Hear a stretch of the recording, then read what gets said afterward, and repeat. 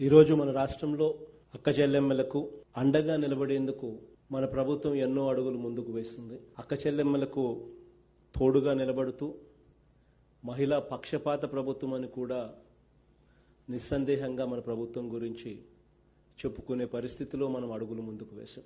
అక్క చెల్లెమ్మలను అన్ని రకాలుగా వాళ్ళ కాళ్ళ మీద వాళ్ళు నిలబడేట్టుగా ప్రోత్సాహం ఇస్తున్న ప్రభుత్వం మనది.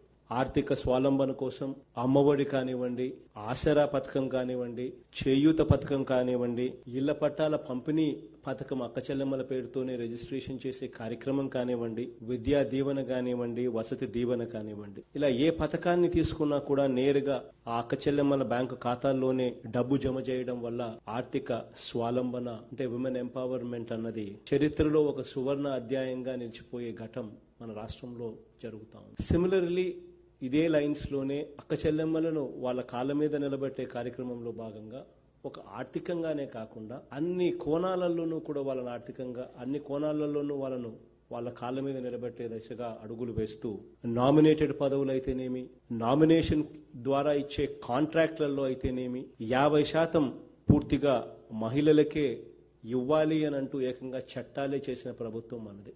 రాజకీయంగా అక్క చెల్లెమ్మలను అన్ని రకాలుగా పైకి తీసుకురావాలి అని చెప్పి ఆరాటపడే ప్రభుత్వం మనది. ఒక నామినేటెడ్ పదవుల్లోనే 50% అక్క చెల్లెమ్మలకు ఇవ్వడమే ఒక ఎత్తు అయితే, సాక్షాత్తు మన రాష్ట్ర హోంమంత్రి నా చెల్లెలు కావడం ఇంకొక ఎత్తు.